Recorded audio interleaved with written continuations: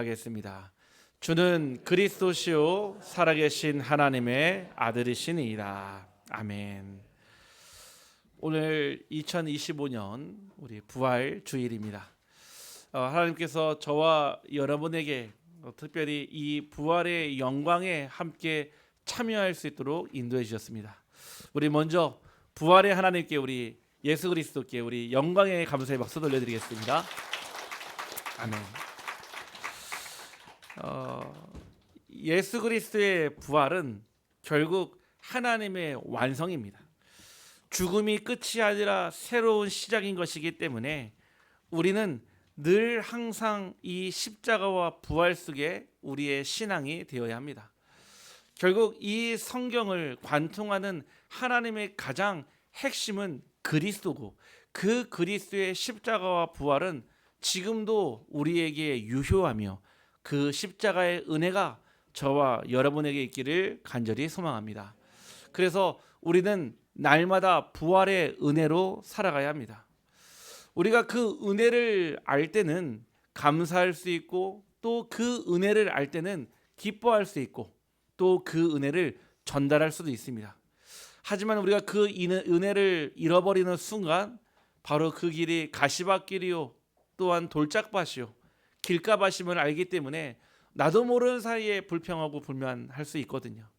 하지만 오늘 그 부활의 은혜가 내 안에, 여러분의 삶 속에 있다면 하나님은 그 속에 또 다른 부활의 은혜가 필요한 자들에게 전달하게 하실 줄 확신합니다. 오늘의 말씀이 그 부활의 은혜입니다. 예수님의 탄생은 어땠을까요? 사실은 하나님의 은혜가 아니고서는 이해하기 어려운 것들이 많이 있습니다. 세상에서는 지구의 탄생과 사람이 만들어져가는 그 과정을 여러 가지 많은 학설과 이론을 가지고 설명을 하고 있습니다. 빅뱅의 이론으로, 또 다윈의 진화론으로 세상의 수많은 학문과 지식의 근간과 기반을 만들어냈지만, 이 성경에서 하나님의 그 말씀으로 이루어지는 것은 그 어떤 과학적 추론도, 이성도, 합리적 생각으로도 이해하거나 사실은 납득이 되지 않을 때가 너무나 많습니다. 지구의 탄생설 하나를 설명을 하려고 해도 수만 가지의 이론과 학설이 필요하지만, 성경에서는 창세기 1장 1절에 하나님이 태초에 천지를 창조하시느니라, 이 말씀 한 구절로 모든 천지 만물을 다 만드셨습니다. 그 빛을 설명하려면 빛의 구성과 빛의 속도와 빛의 여러 가지 쓰임새를 설명해야 되지만, 하나님은 빛이 있으라 하시니 빛이 있었고, 즉 이런 하나님의 은혜가 아니면 이해할 수 없는 내용들이 성경에는 너무나 많습니다. 특별히 예수님의 탄생과 십자가와 부활 역시도 우리의 인간의 이성적 머리로 이해하는 것이 아니라 하나님의 은혜로 깨달아지고 믿어지기를 주님의 이름으로 축복합니다. 예수님의 탄생은 이미 창세기에 예언된 사실입니다. 하나님이 하나님의 형상대로 만드신 인간이 사단과 마귀의 꾀임에 빠져서 결국 그 죄로 말미암아 선악과를 따먹게 되는 원죄를 지었습니다. 즉 하나님을 떠난 그 죄로 말미암아 인간이 하나님과 함께할 때 가장 행복한 존재였으나 결국 가장 불행한 존재가 되었습니다. 마치 물고기가 물을 떠난 것처럼, 새가 하늘을 날지 못하는 것처럼, 나무의 뿌리가 땅에 뿌리를 내리지 못하는 것처럼 인간이 하나님을 떠나 하나님의 영원한 축복을 잃어버리게 되었습니다. 하지만 하나님은 끝까지 사랑하시는, 또 우리를 자녀 삼으신, 우리에게 영원한 언약을 베푸시는 하나님이었기 때문에 인간이 범죄하자마자 가죽옷을 지어 입으시고 창세기 3장 15절에 여자의 후손을 약속하셨습니다. 여자의 후손을 보내시겠다는 뜻은 결국 예수님의 탄생을 의미합니다.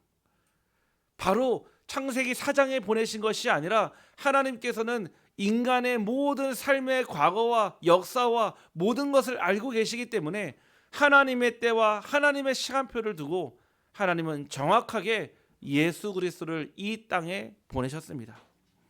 그래서 우리는 이 예수 그리스도가 갑자기 태어난 것이 아니라 이미 하나님과 함께했던 성자 예수 그리스도요, 지금 우리와 함께하는 성령 하나님이신 줄 확신합니다. 이 부활은, 이 십자가는 결국 예수님의 탄생으로부터 시작되었는데 창세기 6장 14절에 방주의 언약으로 예표되었습니다.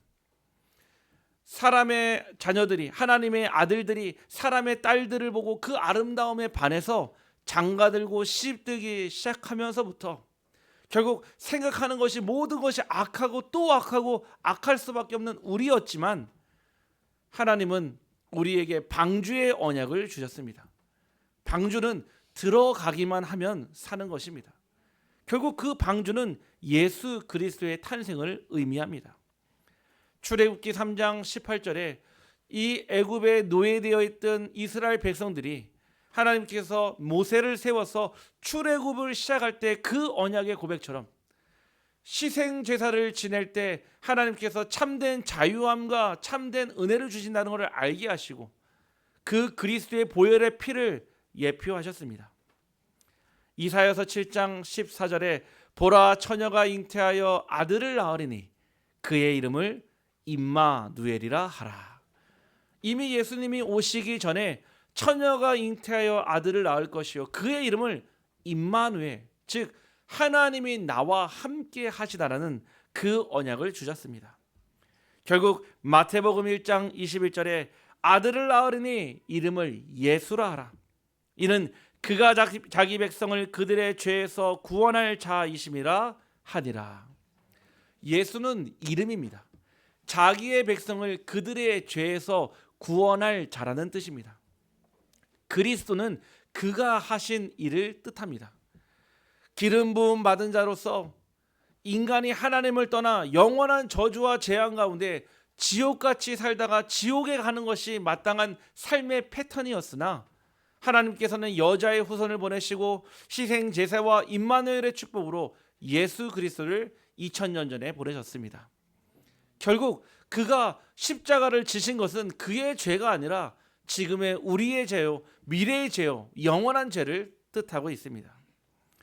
그 그리스도는 기름 부음 받은 자로서 죄와 사망의 법에서 생명과 성령의 법으로 우리를 구원하신 그리스도요, 나는 곧 길이요 진리요 생명이요 나로 말미암지 않고는 아버지께로 올 자가 없는 참 선지자 되신 그리스도이시며, 요한일서 3장 8절에 예수께서 오신 것은 마귀의 일을 멸하려 하러 오셨다는 만왕의 왕으로서 우리에게 오신 줄 확신합니다.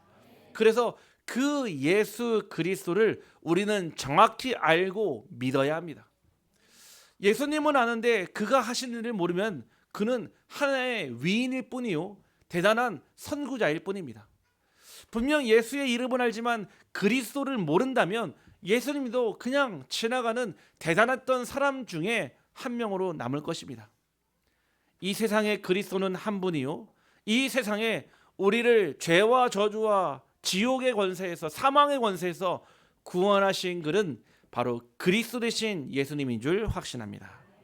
두 번째, 예수님의 십자가도 이미 예언되어 있었습니다. 창세기 3장 15절에 여자의 후손을 보내는데 이 사단은, 마귀는 그의 발끝을 상하게 할 것이요 라고 했습니다. 그 여자의 후손은 그 사단의 머리를 상하게 한다 그랬습니다. 정확하게는 크러시, 으깨버린다라는 뜻입니다. 분명 여자의 후손이 오실 때 이미 십자가와 부활을 예언하셨습니다. 이사야서 53장 5절에서 7절 말씀에 그가 찔림은 우리의 허물 때문이요 그가 상함은 우리의 죄악 때문이라. 그가 징계를 받음으로 우리는 평화를 누리고 그가 채찍에 맞음으로 우리는 나음을 받았도다.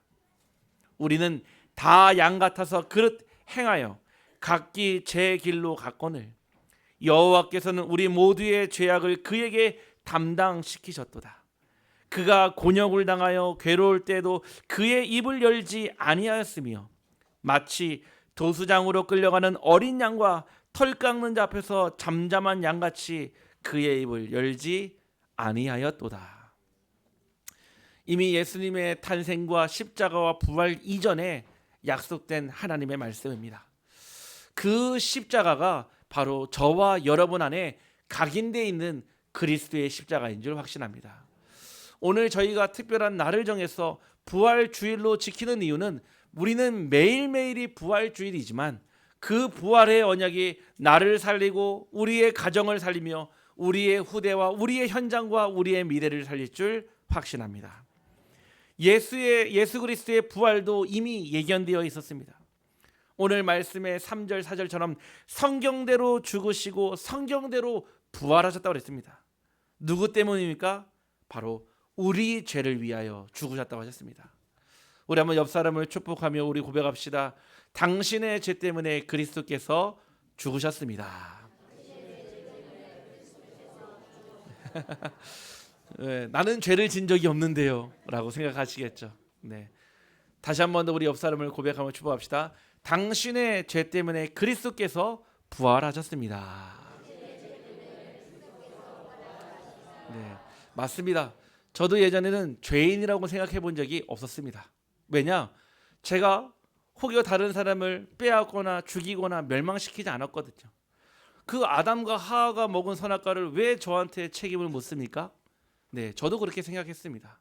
하지만 남자의 후손과 여자의 후손, 즉 남자의 씨로 태어난 모든 사람에게는 그 씨로 말미암아 죄가 전달되었습니다. 내가 지은 죄가 아니라 이미 인류가 지었던 그 죄가 남자의 씨로 말미암아 다 전달되었다는 뜻입니다. 그 죄를 위하여 십자가에 그리스도께서 돌아가셨다. 그 죄를 위하여 십자가에서 그리스도께서 부활하셨다. 이 뜻은 그 모든 죄가 완전히 끝난 줄 확신합니다. 그래서 그리스도의 부활이 역사적 사실임을 우리는 믿어야 합니다. 하나의 신화처럼 일어났던 일이 아니라 예수 그리스도의 부활은 역사적 사실이며 실존했던 일이며 우리를 위해서 있었던 하나님의 일임을 우리는 반드시 기억해야 합니다. 두 번째, 그리스도의 부활이 바로 우리의 부활로 이어짐을 믿어야 합니다. 분명히 첫 부활의 열매로 예수님께서 먼저 부활하셨습니다.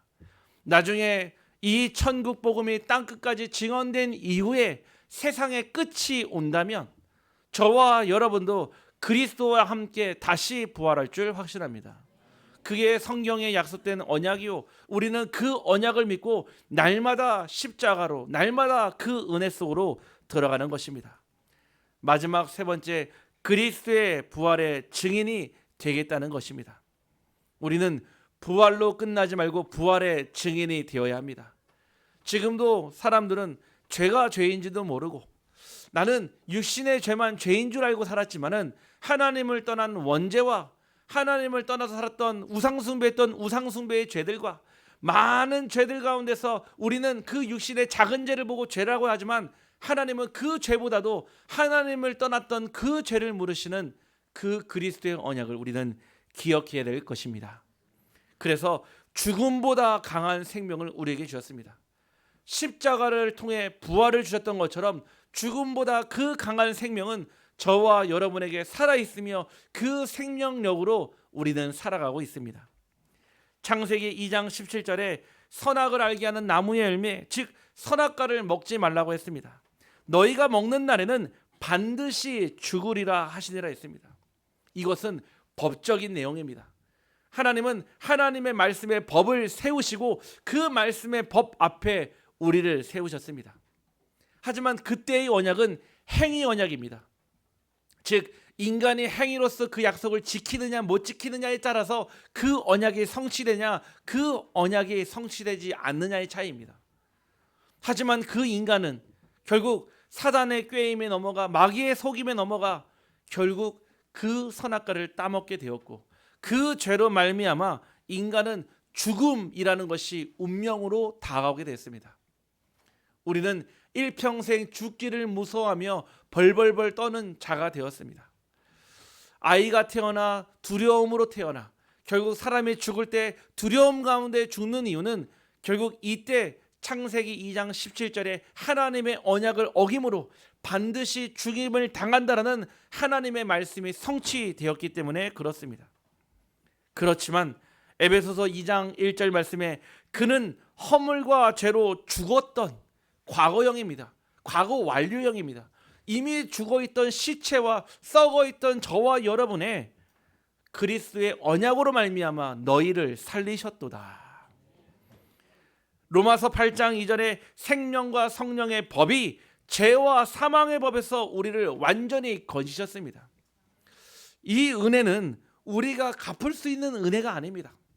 우리가 예배를 열심히 드린다고, 헌금을 많이 내고 헌신을 많이 한다고 해서 그 은혜를 갚을 수 있는 길이 아닙니다. 우리는 그 일에 자복하며 순종하며 하나님의 말씀에 아멘할 때 하나님은 우리에게 주신 십자가와 부활의 언약이 성취될 줄 확신합니다. 요한복음 5장 24절에 내가 진실로 전실로 너에게 이르노니 내 말을 듣고 또 나 보내신 이를 믿는 자는 영생을 얻었고 심판에 이르지 아니하나니 사망에서 생명으로 옮겼느니라. 아멘. 오늘 이 자리에 앉아있는 우리 모든 성도님들은 사망에서 생명으로 옮기신 완전한 신분이요 하나님이 함께하는 자녀의 신분인 줄 확신합니다. 우리도 그 전에 사망의 음침한 골짜기를 다니며 죽기를 무서워하며 두려워했던 존재였지만 이제는 그 그리스도의 십자가와 부활로 말미암아 구원의 확신과 확증과 확정을 얻었습니다. 사실은 우리가 지난주 사순절을 보내며 고난주간을 보내며 사실은 기쁨의 영광의 부활이 있지만 하나님께서 우리를 구원하시고 십자가의 비밀은 날마다 기쁨과 감사하며 승리의 기쁨 속에 있는 줄 확신합니다. 로마서 5장 17절에 한 사람의 범죄로 말미암아 사망이 그 사람을 통하여 왕노릇하였은즉 더욱 은혜와 의의 선물을 넘치게 받는 자들을 한 분 예수 그리스도를 통하여 생명 안에서 왕노릇하리로다. 우리가 구원받은 것은 예수 그리스도 때문입니다. 저와 여러분이 마음으로 믿어 의에 이르고 입으로 시인할 때 하나님의 영광이, 하나님의 영이, 그리스도의 영이 우리 안에 들어온 줄 확실합니다. 여러분들이 구원받는다고 해서 당장 여러분들의 육신의 삶이 달라지는 것이 아닙니다. 예전에 제가 현장에서 만났던 어떤 분은 정말 고난 가운데서, 고통 가운데서 하나님을 만났습니다. 그런데 아무런 삶의 변화가 일어나지 않다 저에게 말하기를 하나님을 믿어도 매일 똑같습니다 라고 하였습니다. 절대 변하지 않는다는 거죠. 왜 우리는 그리스도를 우리 마음속에 모셨는데, 주인으로 모셨는데 왜 우리는 변하지 않을까요? 결국 그 이유는 하나님이 역사하시는 원리와 말씀을 모르기 때문입니다. 지금도 하나님은 여러분의 양심을 통해 여러분에게 지금도 말씀하고 있습니다. 오늘 이 자리까지 예배에 나오면서 어떤 분은 기쁨으로 감사함으로 나오신 분이 있었을 것이고, 어떤 분은 옆 사람의 손에 이끌려서 오신 분도 있으실 것이고, 어떤 분은 또 의심의 마음을 가지고 오신 분도 있었겠죠. 하지만 어떻게 왔던 저렇게 왔던 상관없이 제일 중요한 사실은 하나님이 여러분들을 부르셨다는 사실입니다. 오늘 이 자리에 하나님이 우리와 함께 하시며 우리의 생명 안에서 여러분들의 왕 노릇되기를 주님의 이름으로 축복합니다. 우리는 하나님 앞에 할 단어는 아멘밖에 없습니다. 결국 하나님이 우리의 입술을 통해 받고자 하는 대답은 왜 그렇습니까 하나님? 어떻게 할까요 하나님이 아니라 아멘, 하나님 앞에 그렇게 되기를 소원합니다. 그렇게 되기를 나는 간절히 원합니다입니다. 그 얘기는 사람 앞에 내라는 고백이 아닙니다. 우리는 날마다 하나님 앞에 서야 합니다. 이 십자가와 부활도 결국 옆 사람을 위한 십자가와 부활이 아니라 나를 위한 십자가와 부활입니다. 다른 사람의 십자가가 아니라 내가 죽었어야 되는 그 자리에 예수 그리스도께서 대신 십자가에 못 박혀 돌아가신 사람입니다. 두 번째, 하나님께서는 우리에게 죄보다 더한 강한 의를 주셨습니다. 로마서 3장 23절에 하나님을 떠난 모든 인간, 모든 사람이 죄를 범하였음에 하나님의 영광에 이르지 못했습니다. 로마서 6장 23절에 그 죄의 싹은 사망이라고 그랬습니다. 히브리서 9장 27절 말씀에 사람이 죽는 것은 한번 정하신 것이요 그 이후에 반드시 심판이 있다고 그랬습니다. 하나님을 믿는 자녀에게는 심판이 패스가 되지만 하나님을 믿지 않는 자들에게는 심판이 있습니다. 과연 어떤 죄를 물으실까요? 여러분들이 어렸을 때 엄마의 지갑에서 돈을 빼냈던 것을 물어볼까요? 아니면은 옆집의 과수원에서 서리를 했던 것을 물으실까요? 그것도 죄는 맞습니다. 하지만 하나님을 떠난 그 원죄로 말미암아 우상 숭배와 지금까지 이어진 그 자범의 죄를 묻지 않겠습니까? 혹 사람을 죽였다 하면은 그 죄의 값은 받아야 되겠죠. 감옥에 가서 실형을 살면서 반성하고 또 반성해야 되겠죠. 혹 다른 사람에게 피해를 끼쳤다, 그에 향응하는 대가를 치르고 또 그에 대한 처벌을 받겠죠. 그런 죄들은 자기 자신이 그 죄를 감당할 수 있습니다. 하지만 하나님을 떠난 그 죄의 삭은 사망이요, 그 사망의 결과는 요한계시록 20장 14절에 둘째 사망 곧 꺼지지 않는 유황불못에 가두는 것이 바로 영원한 사망이 되어집니다. 결국 이 죄는 그 죄로 말미암아 그 죄 속에 살아가지만 로마서 3장 24절에 그리스도 예수 안에 있는 속량으로 말미암아 하나님의 은혜로 값없이 의롭다 하심을 얻은 자 되었느니라. 저와 여러분이 값을 치르지 않았습니다. 이 구원을 받는데 0.00001%도 우리는 잘한 게 없습니다. 저희가 조금 주의를 잘 지켜서 하나님 앞에 예배를 잘 드리고 하나님 앞에 헌금을 많이 드리고 헌신을 많이 해서 우리가 구원에 합당한 자가 된 것이 아니라 절대 그럴 수 없는데 하나님께서 우리를 은혜로 구원하여 주시고 값없이 주신 줄 확신합니다. 로마서 5장 9절에 그러면 이제 우리가 그의 피로 말미암아 의롭다 하심을 받았으니 더욱 그로 말미암아 진노하심에서 구원을 받을 것이니. 하나님의 진노하심이 얼마나 큽니까? 창세기 6장에 하나님의 아들들이 세상의 딸들을 보고 반하고 시집들고 장가들었을 때 하나님의 진노는 그들을 온 주변에서 완전히 쓸어버리기로 작정하실 만큼 진노하셨습니다. 사실 지금의 시대도 소돔과 고모라 같은 시대요, 하나님을 하나님으로 섬기지 못하고 오히려 하나님의 명예와 그리스도의 이름이 완전 땅에 떨어진 시대에 우리는 살고 있습니다. 아마 더욱 진노하시고 더욱 진노하시지만은 결국 그 진노는 그리스도의 십자가로 예수님께서 지시고 우리에게는 끝없는 사랑으로 하나님 바꾸신 줄 확신합니다. 원래는 우리가 받아야 될 진노였지만 하나님은 그리스도의 사랑으로, 십자가의 사랑으로 예수님께서 그 진노를 당하시고 우리에게 대신 하나님의 사랑과 화평과 희락과 기쁨을 주셨습니다. 로마서 10장 10절에 우리는 그 그리스도를 마음으로 믿어 의에 이르고 입으로 시인해서 영원한 구원을 받았습니다. 내가 어떻게 살았던 간에 과거의 상처와 현재의 갈등과 아무도 모르는 나의 은밀한 죄까지도 하나님은 이미 아시고 십자가에서 완전히 끝내시고 여러분들을 의인으로 부르신 줄 확신합니다. 로마서 6장 6절에 이제는 더 이상 우리가 알거니와 우리의 옛사람이 예수와 함께 십자가에 못 박힌 것은 죄의 몸이 죽어 다시는 우리가 죄에게 종노릇하지 아니하려 함이니 했습니다. 우리는 더 이상 죄의 종이 아닙니다. 우리는 더 이상 그 죄에 묶일 필요가 없습니다. 우리는 그 죄의 종노릇을 완전히 끝내고 이제는 그리스도의 종으로, 의의 종으로 부름받았기 때문에 의의 종은 의의 길로, 의의 모습으로 살아가야 될 줄 확신합니다. 그 그리스도의 사랑은 미움보다 더 강한 사랑입니다. 미움의 반대말은 미워하지 않는 것이 아닙니다. 미움의 반대말은 사랑하는 것입니다. 우리 한번 옆 사람을 축복하며 고백합시다. 당신을 사랑합니다.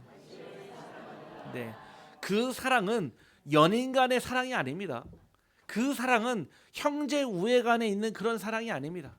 오직 하나님만이 주실 수 있는 그 어떤 것도 문제 삼지 않고 끝없이 우리가 잘못하고 실수하고 넘어져도 끝없이 용서해 주시고 또 자복하는 자에게 사하여 주시고 그 죄를 회개하는 자에게 영원한 용서를 베푸시는 분이 하나님이신 줄 확실합니다.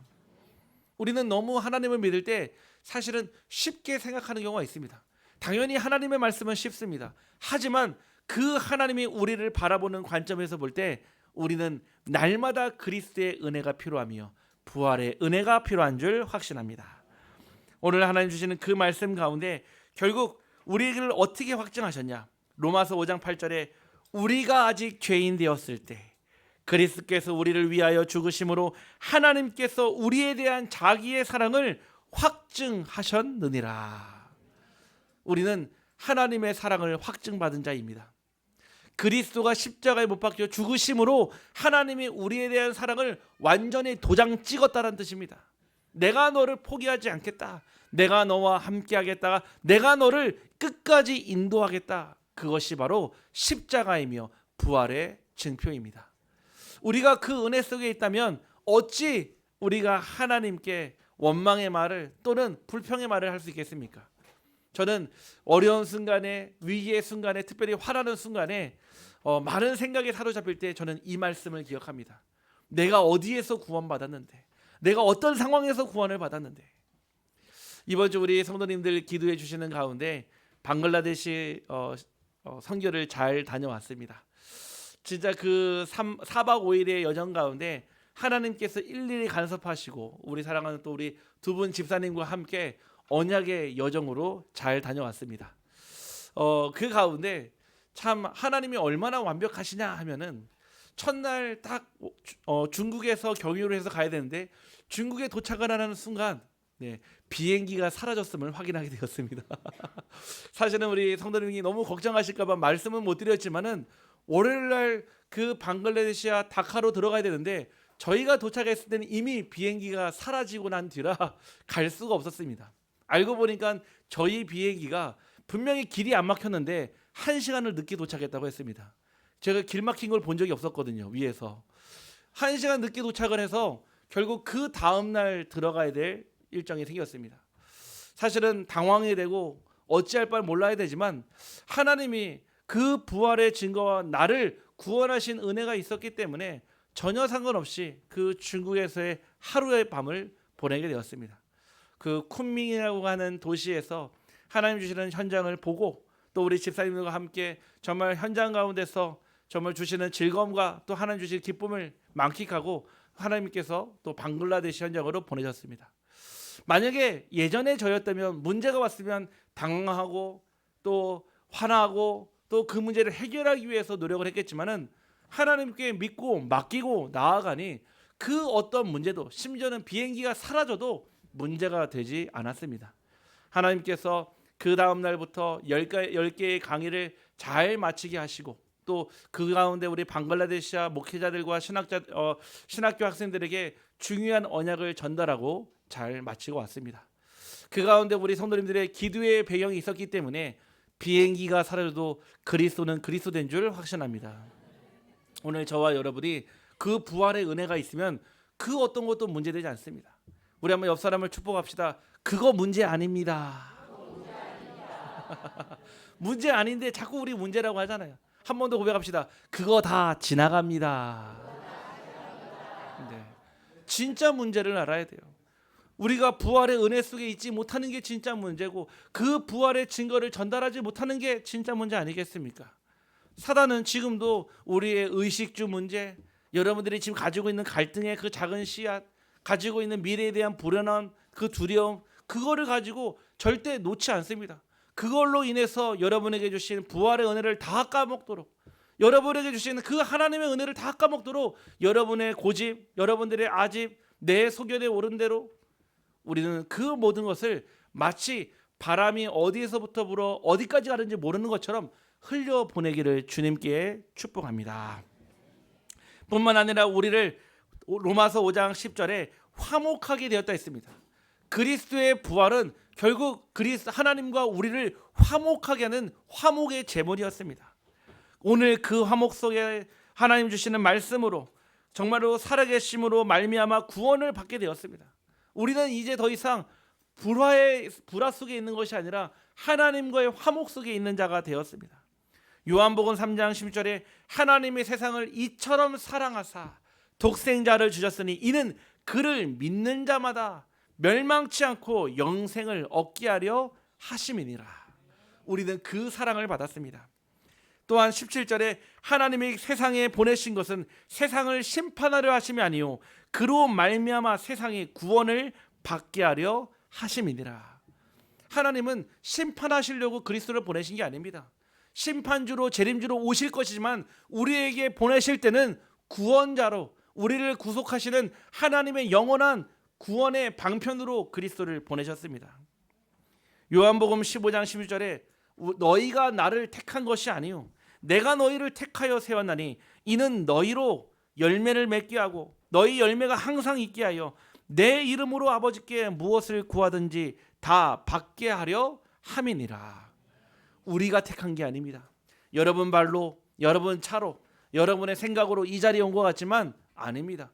하나님이 부르셨기 때문에 올 수 있었고 하나님께서 인도하셨기 때문에 올 수 있었고 하나님께서 주장하셨기 때문에 이 자리에서 저희가 아멘으로 화답하는 줄 확신합니다. 결국 우리는 날마다 부활의 능력으로 살아가야 됩니다. 하나님 주시는 부활의 은혜는 부활의 능력으로 나타납니다. 우리의 과거가 아무리 하찮을지라도 하나님은 그것과 상관없이 나를 대신하여 십자가에 피 흘려 돌아가시고 부활하셔서 하나님의 사랑을 몸소 확증하셨습니다. 이 바울은 만삭되지 못한 자라고 자기 표현했습니다. 즉 자기가 완전한 상태로 태어난 것이 아니라 불완전하며 미성숙하며 미완성의 모습으로 태어났다는 걸 고백하는 겁니다. 저희들도 그렇지 않겠습니까? 만삭되지 못했던 자처럼 하나님 없이는 아무것도 할 수 없는 우리는 그런 나약한 존재로 우리를 부르셨습니다. 그러면서 바울은 사도 중에 가장 작은 자라고 고백했습니다. 우리의 오늘이 늘 고난의 연속일지라도 우리가 넘어지고 실수하고 잘못할지라도 하나님은 여러분들을 하나님의 자녀로 제자로 증인으로 부르셨습니다. 그 어떤 자리에서도 우리는 오직 주를 사랑하고 오직 주를 그리스도로 증거하기를 간절히 원하십니다. 결국 우리는 하나님의 은혜로 사는 자입니다. 하나님의 은혜로 되었기 때문에 이 모든 것이 하나님의 은혜라고 고백할 수 있습니다. 우리가 응답 가운데 되어지는 축복 속에서는 하나님의 은혜라고 고백하기는 너무나 쉽지만 우리가 안 될 때, 어려울 때, 힘들 때, 낙심될 때, 가장 고통스러울 때 그때 가장 하기 어려운 고백이 바로 이 고백입니다. 나의 나된 것은 다 하나님의 은혜라. 우리의 삶 가운데 사실은 우리가 이루었고 우리가 최선을 다했고 우리가 성실히 할 수 있었던 이유도 하나님의 은혜였었기 때문에 우리가 이 자리까지 온 줄 확신합니다. 여러분들의 고생이 잘못되었다, 여러분들의 고생이 하찮다라는 뜻이 아니라 그것까지도 하나님의 은혜였다라는 말씀을 드리는 겁니다. 오늘 우리 사랑하는 우리 모든 성도님들이 부활의 은혜로 또 부활의 능력으로 살아가기를 원합니다. 오늘 이번 주 한 주간 하나님의 말씀으로 새 힘을 얻기를 주님의 이름으로 축복합니다. 하나님 감사합니다. 날마다 우리를 부활의 은혜로 구속하여 주시고 하나님의 은혜의 장중에 구속하여 주시사 그리스도 아니면 안 되는 인생을 살게 하심에 감사를 드립니다. 하나님, 우리는 하나님의 은혜 없이는 단 하루도 단 한 시간도 단 1분 1초도 살 수 없는 존재이오니 날마다 우리 모든 비추르기에 우리 모든 성도님들이 하나님의 은혜로 사는 자들 되게 하여 주옵소서. 하나님, 분명 나의 나된 것은 다 하나님의 은혜라 하셨사오니 우리 사랑하는 모든 성도님들의 업과 삶과 가정과 후대와 미래 가운데 하나님의 은혜임을 고백하며 하나님의 은혜임을 자랑하는 자들 되게 하여 주옵소서. 우리를 대속하여 대신하여 십자가에서 돌아가시고 영원한 보좌에 앉으셔서 부활의 증거로 우리를 다스리시는 예수 그리스도 이름으로 기도하옵나이다. 아멘.